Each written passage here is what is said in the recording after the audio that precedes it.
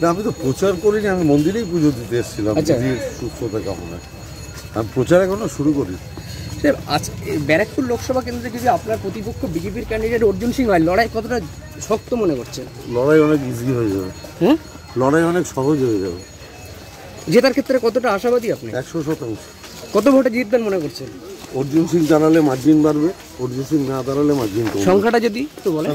বলা যায় না। আমি বলছি মমতা ব্যানার্জিকে জেতান, ব্যারাকপুরে শান্তি চিরস্থায়ী হবে, শান্তিটা চিরস্থায়ী হবে ব্যারাকপুরে, শুধু মমতা ব্যানার্জিকে জেতান। অর্থাৎ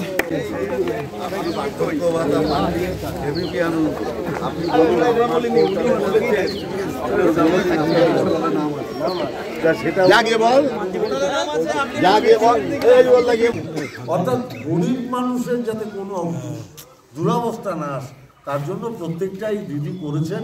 সেই দিদির সুস্থতা কামনায় আমি রাধা মাধবের মন্দিরে পুজো দিলাম এবং মায়ের কাছে প্রার্থনা করলাম আমার দিদিকে তাড়াতাড়ি সুস্থ করে দাও।